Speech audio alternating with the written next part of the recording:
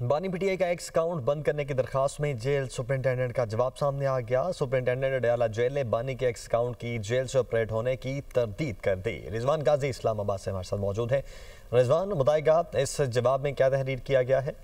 جی، بانی P T I کا x account بند کرنے سے متعلق اسلام آباد ہائی کورٹ میں زیر سماعت درخواست میں اہم پیشرفت سامنے آئی ہے، اور بانی کا ایکس اکاؤنٹ بند کرنے کی درخواست میں جیل سپرنٹینڈنٹ کا بیان جو ہے وہ سامنے آیا ہے، جس میں جیل سپرنٹینڈنٹ کا کہنا ہے کہ بانی کی جیل میں ہدایات نے ماضی میں کئی مواقع پر معاشرت میں تشدد کو ہوا دی ہے۔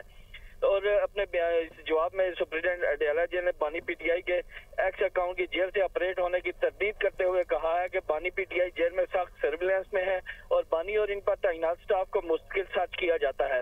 بانی کے پاس موبائل سمیت کوئی ممنوعہ چیز موجود نہیں ہے اور موبائل سمیت کسی ممنوعہ چیز کی جیل رولز کے تحت اجازت نہیں ہے۔ جواب میں یہ بھی کہا گیا ہے کہ اڈیالہ جیل کے اندر موبائل فون سگنل جامد نصب ہے۔ جیل کے اندر اور جیل کے باہر ملحقہ ایریا میں موبائل سگنلز بند ہوتے ہیں۔ جیل روز 265 قیدی بانی پی ٹی آئی کو سیاسی گفتگو سے روکتا ہے۔